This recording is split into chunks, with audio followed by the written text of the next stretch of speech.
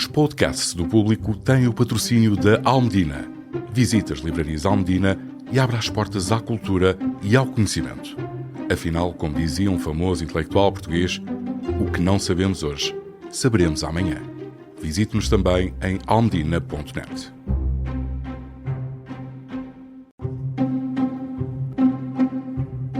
Os podcasts do Público têm o patrocínio da Almedina.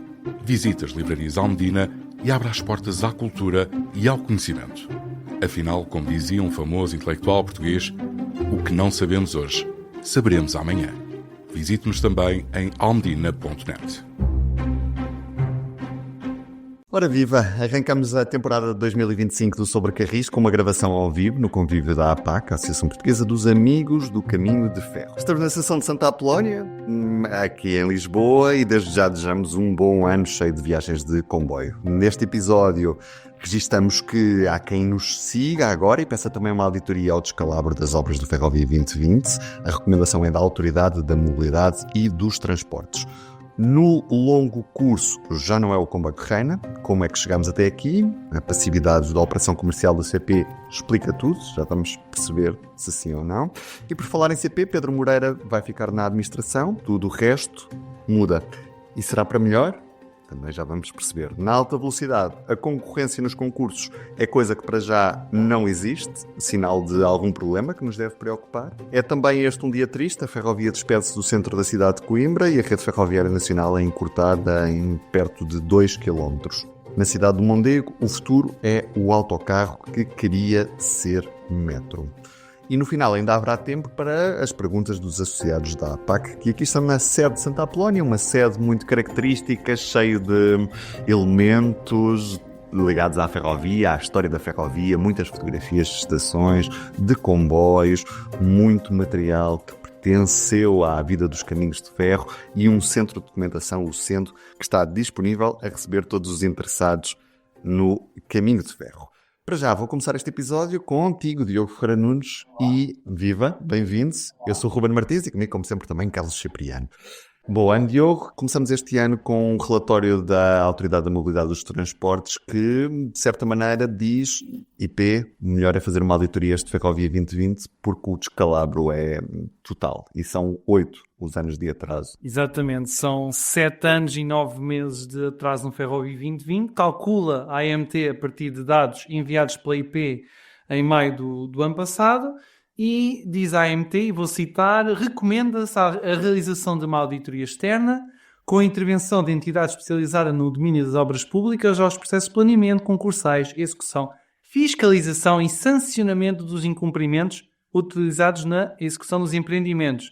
Diz a AMT que é necessário identificar debilidades e recomendar melhorias nos processos utilizados e propor medidas corretivas e preventivas para a ocorrência de atrasos, em particular nos programas de investimento que se encontram na sua fase inicial. A IP alega que os atrasos devem-se a dificuldades com os projetistas e empreiteiros, alega a questão da Covid-19, da guerra na Ucrânia, e a AMT pois diz que durante a fase de planeamento das obras, os riscos condicionantes e incertezas na execução dos empreendimentos não foram adequadamente ponderados, assim como convenientemente estudadas as estratégias de mitigação pertinentes, originando calendários e programações inadequadamente otimistas que se têm vindo a constatar irrealistas e irrealizáveis. E o Ministro das Infraestruturas e Habitação, Miguel Pinto Luz, tem toda a autoridade neste momento para mandar fazer uma auditoria à AIP e explicar como é que um programa que já devia estar concluído há mais de 3 anos, no final de 2021, de repente só vai ficar pronto no terceiro trimestre de 2028, para que a culpa não morra solteira e para ver se finalmente aprendemos alguma coisa. Até porque o PNI 2030 está já em curso e está com atraso. Em curso e com atraso, e estamos a falar de obras, por exemplo, como a nova linha de alta velocidade entre Lisboa e Porto, estamos a falar da quadruplicação do Contomil-Hermesinde, estamos a falar aqui mais perto de Lisboa também da resolução do gargalo entre Chelas e Braço de Prata e depois a quadruplicação até Castanheira do Ribatejo, passando por Alhandra, Vila Franca, entre outros locais, e se não se põe a mão nisto, nunca mais saímos daqui. e numa altura em que vai ser nomeada uma nova administração da IP, resta saber se totalmente nova ou com números que vão continuar, está na hora de fazer alguma coisa, porque senão nós nunca mais metemos os carris no sítio certo. Carlos Cipriano, ficaste satisfeito com este relatório da AMT que recomenda que se faça esta auditoria? Bom, haja alguém que pegue nisto, porque de facto andamos há muito tempo a falar e a questionarmos porque é que não há um sobressalto cívico pelo facto de aquilo que são investimentos sem precedentes na Ferrovia Nacional estarem com tanto tempo de atraso, não é?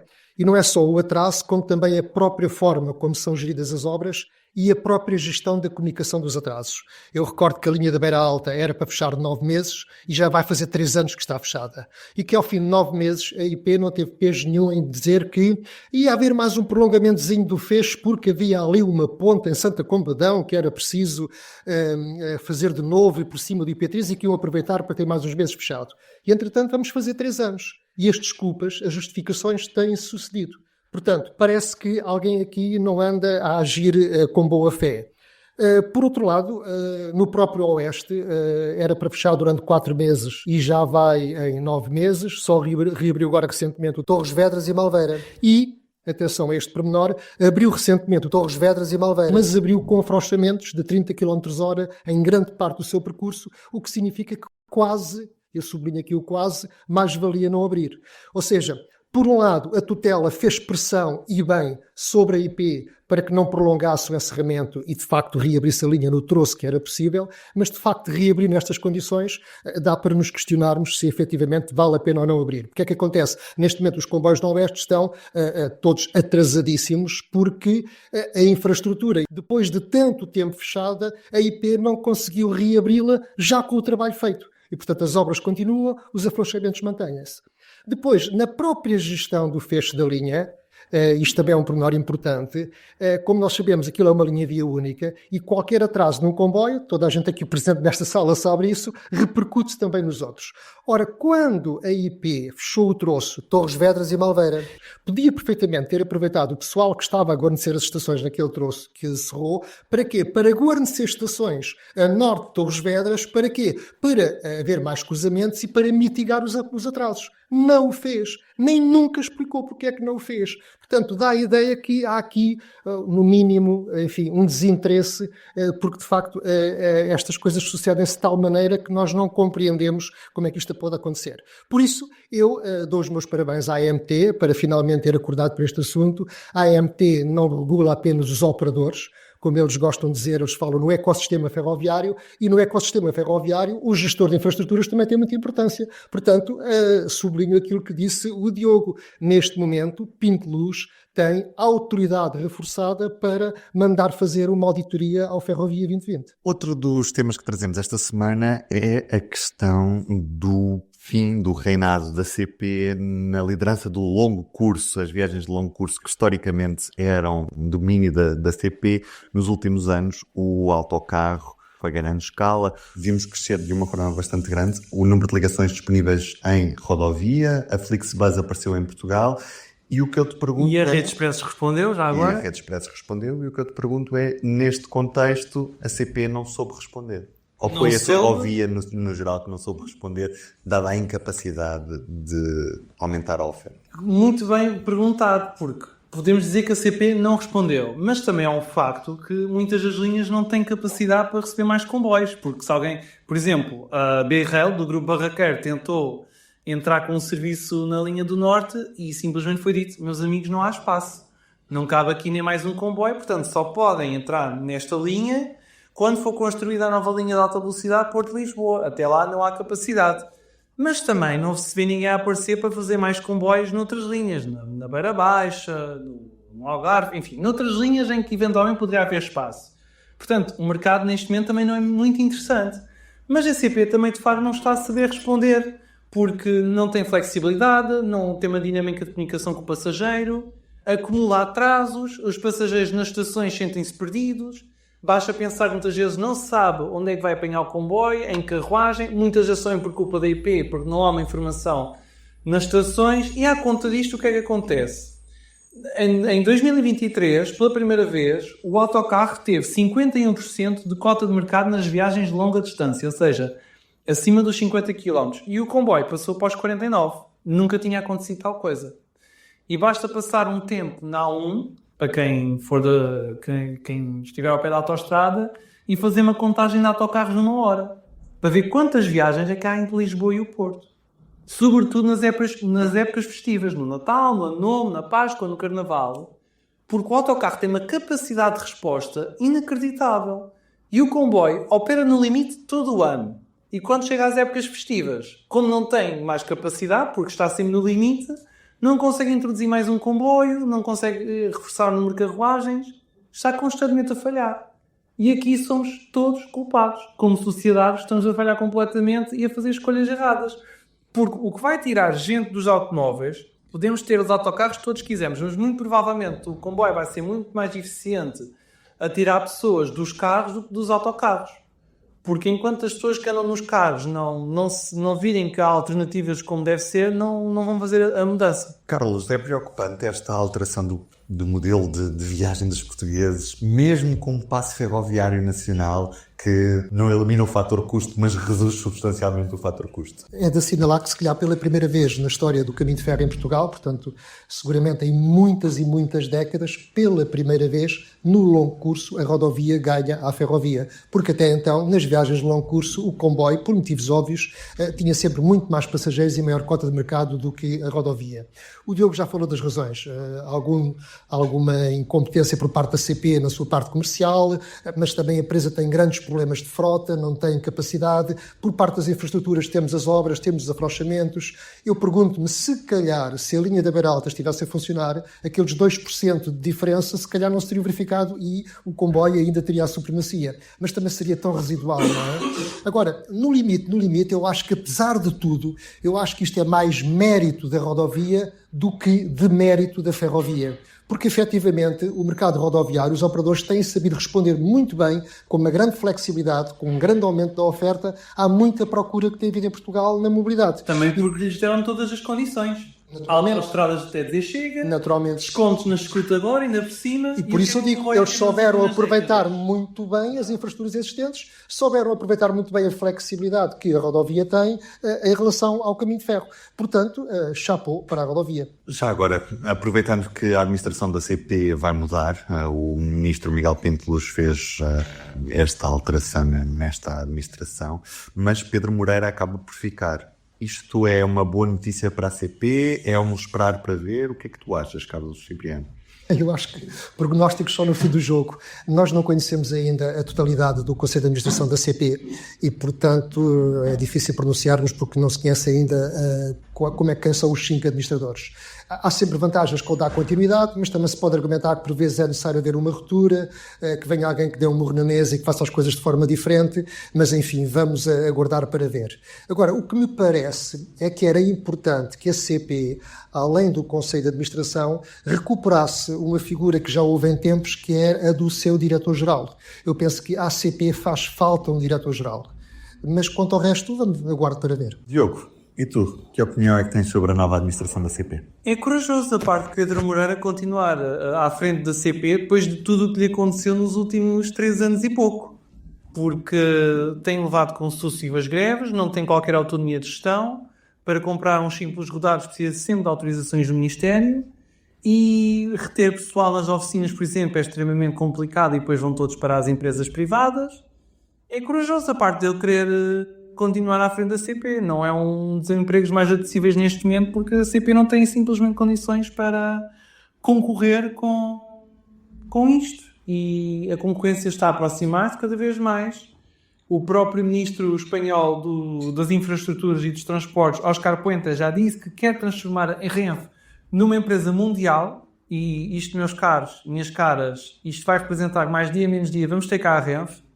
E outros operadores provavelmente virão cá quando houver a nova linha Porto-Lisboa, ou até antes, se quiserem fazer o Madrid-Lisboa, para a linha de Elvas e de Évora. Portanto, a CP ou se mexe rapidamente, ou daqui a uns anos não vamos ter nem grande nem grandezinha CP, não vamos ter CP nenhuma, porque vai ser totalmente domesticada por outros operadores e outras empresas.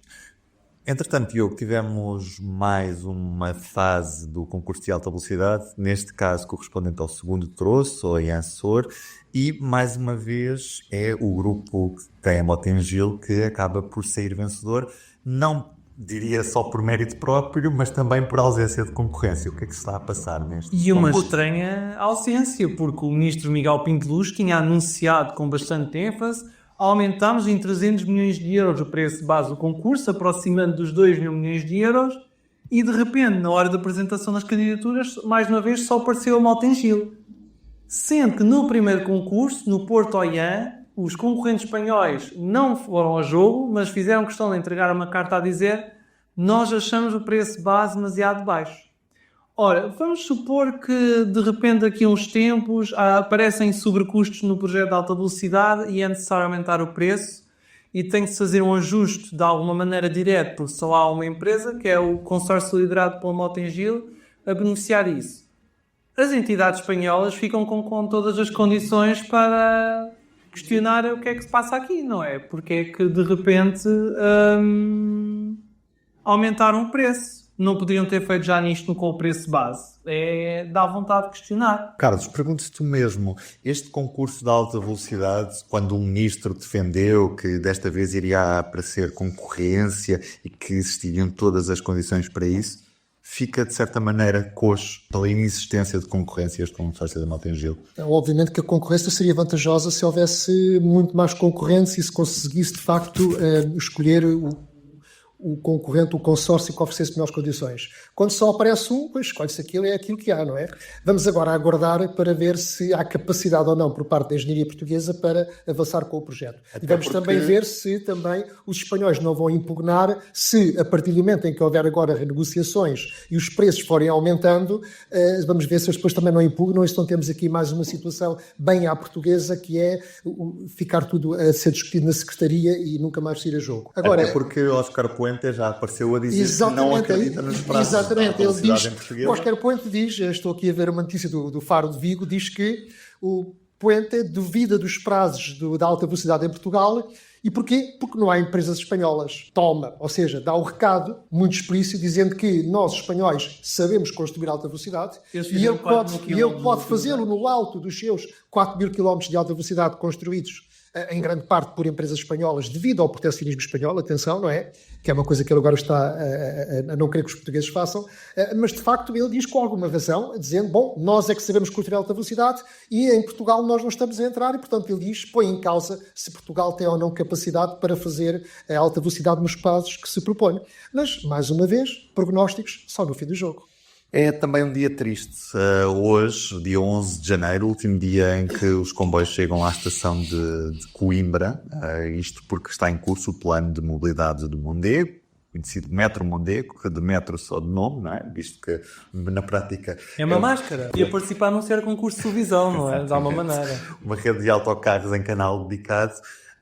E a rede ferroviária nacional volta a perder quilómetros, mais uma vez, Diogo, é o fim inevitável da ferrovia no centro de Coimbra. É, porque mais uma vez toda a sociedade falhou. Quando nos apercebemos todos que ia mesmo deixar de haver primeiro o ramal da Lousã e depois o fim da ligação entre Coimbra A e Coimbra B, já foi demasiado tarde e infelizmente já não foi possível parar o vento com as mãos.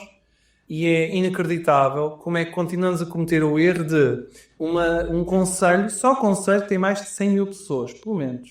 Mais fora, todas as outras pessoas que acedem à cidade, dezenas de milhares todos os dias, continuamos a deixar que o comboio desapareça e trocamos por um autocarro elétrico que vai circular numa estrada dedicada, é certo, mas com velocidade mais lenta do que era praticada pelo comboio. É bom nunca esquecer isto.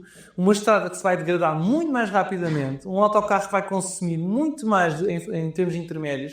Só estou a falar de baterias, só estou a falar de rodas, pneus, entre outras peças, e vamos deixar que isto aconteça, lamentavelmente. Falhamos outra vez, vamos pagar as consequências disto, sobretudo Coimbra e Arredores.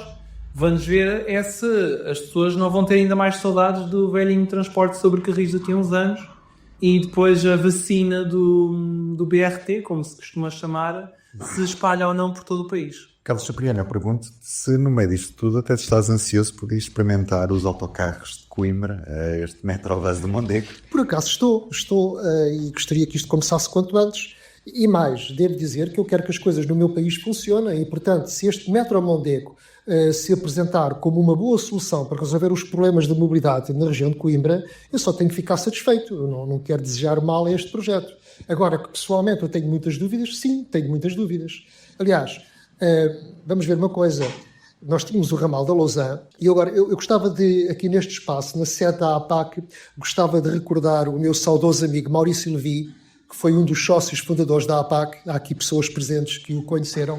E eu recordo-me claramente que quando se começou a falar no Metro Mondego, eu recordo-me do Maurício a dizer qualquer coisa, dizer mais ou menos por estas palavras, que é Metro Mondego, ramal da Lausanne, mas aquilo é eletrificar CTC e pôr lá o TES, está resolvido. E é que eu estava cheio de razão, estava resolvido, ou seja, neste momento teríamos o ramal da Lausanne eletrificado, tinha a sinalização eletrónica, tinha lá o TES, transportava milhões de pessoas e estava resolvido pela forma mais barata possível. E todo o dinheiro que já se gastou no Metro Mondego, mais de 300 milhões de euros, até daria para fazer um desnivelamento, um túnel entre Coimbra Parque e Coimbra, não é? E, portanto, o Maurício estava cheio de razão. Eu recordo-me de quando Ana Paula Vitorino era secretária de Estado dos Transportes, vir com umas ideias a elucubrar sobre vamos começar agora por alterar a bitola ao ramal da Lausanne, vamos alterar os bogis das UDDs que lá andavam na altura para preparar já a bitola para o Metro Mondego e depois vamos avançar com o Metro Mondego. Bom, na minha opinião, o que foi logo do início foi quererem fazer o projeto pela parte mais fácil, que era aproveitar o canal do ramal da Lausanne, destruindo o que já existia, em vez de manter o que havia e começar pela parte mais difícil, isso sim que era começar a fazer o Metro Mondego na cidade de Coimbra. E quando o Metro Mondego na cidade de Coimbra já estivesse a funcionar, então sim, faria sentido reconverter o ramal da Lausanne no prolongamento do Metro Mondego. Mas fizeram as coisas ao contrário. Começaram por destruir aquilo que existia e o resultado está à vista. Veio a Troika, vieram os anos difíceis e depois o projeto parou e, entretanto, aquilo que era para ser um metro de superfície acabou por ser agora esta coisa que é o autocarro elétrico numa linha que já foi um caminho de ferro e que, enfim, eu volto a dizer, eu quero que as coisas funcionem, eu gostava que isto funcionasse, mas de facto estou muito cético. Os associados da APAC aqui na sede fizeram-nos algumas questões, vamos ler algumas e tentar responder. Deixa-me começar por ti, Diogo, porque a pressão sobre a operação ferroviária da CP é crescente e não se tem vislumbrado uma estratégia significativa que mude comercialmente o estado de coisas. A questão aqui é se a nova administração da CP tem alguma capacidade de inverter a situação neste contexto ou se achas que, pelo contrário, pode vir a administração que vier que dificilmente terá a capacidade de mudar o paradigma. Como referido há pouco, enquanto não houver autonomia de gestão, enquanto a CP não tiver um estatuto semelhante ao da TAP, porque a TAP é uma sociedade anónima, a TAP lida com concorrência e a CP, de alguma maneira, também já lida com a concorrência. Pelo menos o pessoal das oficinas já lida em concorrência, porque eles, quando não trabalham na CP, em Portugal vão trabalhar para a Medway ou vão trabalhar para a Atacar, TAP Treino Portugal. E a CP tem que ter o mesmo estatuto que a TAP porque já tem concorrência. Ponto final. Enquanto não houver esta mudança estrutural que está prevista no contrato de serviço público que entrou em vigor há 4 anos e meio, em junho de 2020, por mais administração, menos administração que venha, está sempre bloqueada, está sempre condicionada. Aliás, basta lembrar o que é que aconteceu com a administração de Nuno Freitas. Teve muitas ideias para a CP, algumas conseguiu implementar, mas assim que tentou implementar ideias mais significativas, nunca conseguiu fazer. E o que aconteceu? Obviamente, o presidente Nuno Freitas demitiu-se com a questão da dívida, que deu brabo entre o ministro Pedro Nuno Santos e o ministro das Finanças, João Leão, e a partir daí não houve muito mais extraordinárias mudanças na CP. Portanto, enquanto não houver uma alteração estrutural, não é possível mudar as coisas na CP e não é possível dar uma nova dinâmica à empresa. Estamos em ano de autárquicas, este 2025 é ano destas eleições e, na realidade, as autarquias têm mesmo pouco ou mesmo nenhum poder em matéria ferroviária, porque, no fundo, fazem apenas pressão e a maioria dos autárquicos até faz pressão para ter estradas e não propriamente para ter uma melhor ferrovia. Nós vimos isso nas várias apresentações do Ferrovia 2020, em que nos discursos em frente a governantes, o que os autarcas pediam era isto é tudo muito bonito, ou é tudo muito bom, Mais somos muito mostrado. felizes, mas precisamos é que façam aqui o IC qualquer coisa, ou que nos arranjem a autoestrada não sei o quê. E o David Fraser pergunta como é que a influência do poder local pode melhorar este serviço ferroviário. Ele dá aqui alguns exemplos. Por exemplo, a linha do Minho portuguesa e a galega tuiorense mereciam um serviço raiano. As autarquias estão desalinhadas naquela zona. No sul, nós tivemos há pouco tempo também no Alentejo Litoral, há ali as autarquias a tentarem fazer algum esforço, mas não se pensa como é que se vai melhorar ali o serviço ferroviário. Temos também aqui, na zona também do Ribatejo, que temos uma linha de vendas novas que nem sequer está a ser aproveitada, apesar de estar eletrificada. Porquê é que as autarquias não se mexem mais, Carlos Cipriano? E o que é que podem fazer neste ano? De facto, porque as autarquias, no fim de contas, são reflexos, são um bocadinho o espelho do país. Grosso modo, em Portugal, a população está divorciada do caminho de ferro. E os autarcas são representantes da população e, portanto, também estão divorciados do caminho de ferro, exceto em alguns poucos pontos do país onde a ferrovia, de facto, tem um impacto muito importante, como, por exemplo, Hermesinde, onde até se realiza o Entre Linhas.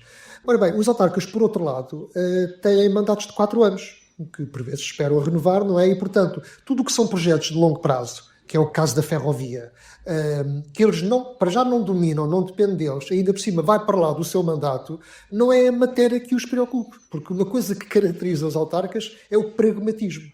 E, portanto, é mais fácil vir defender um projeto de metrobus, poderá concretizar-se num primeiro ou segundo mandato autárquico, do que querer envolver-se no debate e na exigência para uma melhor ferrovia do país, porque, de facto, os autarcas a esse nível estão bastante desligados. Prova disso é que, com os atrasos na modernização das vias férreas que atravessam uma série de concelhos deste país, nomeadamente a Beira Alta, o Oeste e todos os outros, nós não vimos, o Algarve também, claro, nós não vimos um grande sobressalto por parte das autarquias e por parte das próprias CIMs, Comunidades Intermunicipais, em relação ao atraso nas obras. E, portanto, não havendo este sobressalto cívico, isto diz muito sobre, de facto, o interesse que os autarcas têm sobre o caminho de ferro. Imaginem se fosse uma estrada que estivesse com um dia de atraso. Já estariam à porta do Ministério das Infraestruturas ali no Campos 21, na Avenida aqui em Lisboa, já é certinho. O David fez também outra questão que, Carlos, eu não vou resistir e vou ter-te a fazer a ti sobre a linha do Oeste. Isto porque o contrato para o estudo do projeto de eletrificação do cabo das Lorissal foi adjudicado em dezembro, mas nas peças do concurso não se prevê esta estação da Barrosa, para onde vai parar a alta velocidade, segundo parece, não é? Portanto, a IP vai eletrificar a linha existente e só vai desviar depois. Faz sentido isto? Vamos ter aqui depois outra vez um problema de ligação entre a alta velocidade e a Liga do Oeste? Pois, pode ser preocupante porque, de facto, um dos argumentos para que o projeto de alta velocidade seja feito em bitola ibérica é, de facto, o entrosamento, a ligação com a rede convencional.